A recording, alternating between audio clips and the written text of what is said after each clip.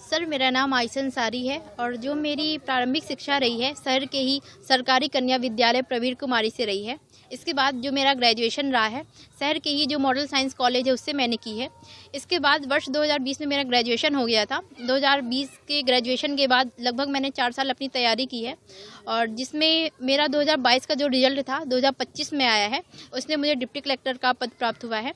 इस संघर्ष में हमेशा मेरे माता पिता, मेरे दोस्त और जो मेरे आसपास के लोग थे उन सब ने मेरा सपोर्ट किया है और हमेशा मुझे आगे बढ़ने के लिए प्रोत्साहित किया है।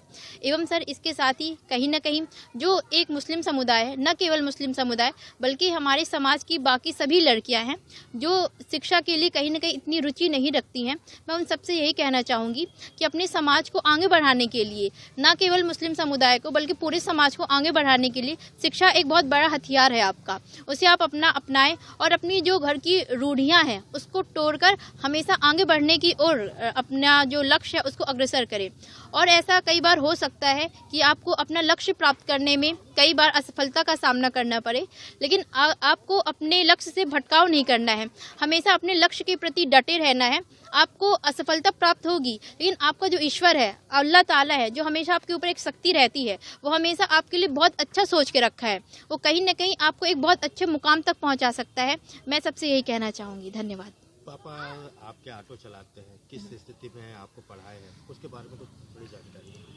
जी सर, जो मेरे पिता हैं वो एक ऑटो चालक है। उन्होंने हमेशा से ही मतलब मेहनत की है, हमेशा मुझे पढ़ाया है। हमारे घर की जो पृष्ठभूमि रही है वो भी इतनी अच्छी नहीं रही है, क्योंकि मेरे माता पिता जो शैक्षणिक स्थिति है वो भी निम्न रही है, परंतु उनका ऐसा सपना था कि वो लोग नहीं पढ़ पाए हैं, उन्हें मौका नहीं मिल पाया है, लेकिन उनकी बच्ची अच्छा कार्य करे और जो भी बाकी लोग हैं वो भी थोड़ा सा मुझे देख के मोटिवेट हो, अपने बच्चों को पढ़ाएं, तो कहीं ना कहीं उन सबका भी नाम रोशन हो, ना केवल एक मुस्लिम समुदाय के लिए बल्कि समाज की सभी लड़कियों के लिए प्रेरणा स्रोत बन सके। तो इसी सबके विश्वास था कि और मेरे माता पिता का सपोर्ट रहा है कि आज मैं डिप्टी कलेक्टर के पद पर चयनित हुई हूँ।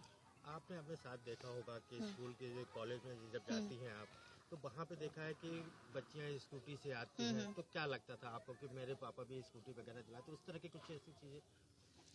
सर, मेरा मानना है कि यदि कोई लड़के स्कूटी से जा रही तो ऐसा नहीं कह सकते वो गलत हैं। कोई मोबाइल यूज़ कर रही हैं या कैसे भी है तो हम ये नहीं कह सकते कि कोई गलत है। सब अपने कंफर्ट जोन के हिसाब से कार्य करती हैं। मेरा व्यक्तित्व सरल है, मैं सरल रहना पसंद करती हूँ, लेकिन कुछ लड़कियाँ स्कूटी चलाने के बाद भी अच्छे मुकाम तक जा सकती हैं। लेकिन ये था कि हमें अपने घर की जो परिस्थितियाँ हैं उसको ध्यान में रखते हुए, अपने माता पिता की जो आर्थिक स्थिति है उसको ध्यान में रखते हुए कार्य करना चाहिए और कभी भी किसी भी चीज़ के लिए अपने माता पिता से जिद नहीं करना चाहिए, क्योंकि वो दुनिया भर की तमाम खुशियां हमें देने के लिए मेहनत करते रहते हैं। ऐसी कोई सलाह आपने हम उपयोगियों को भी जिस तरह से आपने मुकाम पर पाया है और कुछ? सर, मैं अपने जो हम उम्र के लोग हैं उनसे यही कहना चाहूँगी, आपका जो भी लक्ष्य है उसके लिए लगातार प्रयासरत रहिए, अपने माता पिता पे विश्वास करिए, अपने ईश्वर पे विश्वास करिए और जो भी आपकी जो भी मेहनत है उसको पूर्णतः प्रयास करते रहिए और अपना संघर्ष करना मत छोड़िए, क्योंकि संघर्ष का एक पड़ाव होता है सफलता। वो आपको जरूर मिलेगी, जैसे मुझे मिली है तो बाकियों को भी मिलेगी। और मैं इसके स्रोत हूँ, क्योंकि जो मेरी वो शैक्षणिक पृष्ठभूमि है वो भी इतनी अच्छी नहीं रही है, आर्थिक पृष्ठभूमि भी इतनी अच्छी नहीं रही है, लेकिन फिर भी मैं आज डिप्टी कलेक्टर के पद पर हूँ। तो जो अच्छी परिस्थितियों में है वो अगर थोड़ी सी भी मेहनत कर लेंगे तो और अच्छी जगह पे जा सकते हैं। आप इस पोस्ट पे पहुंच गई हैं, तो हाँ। आपका सबसे पहला काम क्या रहेगा कि किस तरह की स्थिति को आप फेस करेंगे? सर, जो मेरा कार्य रहा है मुख्यतः शिक्षा पे ही रहा है, क्योंकि शिक्षा की वजह से ही मैं यहाँ तक पहुँची हूँ। अगर शिक्षा नहीं होती तो मैं यहाँ पे नहीं पहुँचती। तो मुझे लगता है कि जो भी शिक्षा है, लोगों में अवेयरनेस फैलानी है कि शिक्षा एक बहुत अच्छा माध्यम है अपनी जो परिस्थितियाँ उसको बदलने के लिए। यदि आप शिक्षित हो जाएंगे तो न केवल अपने परिवार के लिए बल्कि अपने पूरे समाज के लिए एक रोल मॉडल बन सकते हैं, कि सभी लोगों के लिए एक प्रेरणा बन जाएगी कि अगर वो लड़की कर सकती है तो हम क्यों नहीं कर सकते हैं। बीएससी कंप्लीट कर ली है और आज जी कलेक्टर के पोस्ट पे जी जी इनकी कुछ रुचि बताइए, किस तरह से रुचि रही, क्योंकि मुस्लिम समाज में आज इन्होंने मकाम पाया है, तो क्या लगता है कि किस तरह की बच्चियां और भी हासिल कर सकें?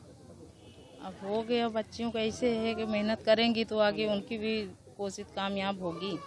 अब उनकी रुचि तो ऐसा कुछ नहीं था, उनकी जिद कोई नहीं थी कि नहीं हमको ये चाहिए वो चाहिए, बस अपने पढ़ाई में रखती रही, कोई उनका वो नहीं था।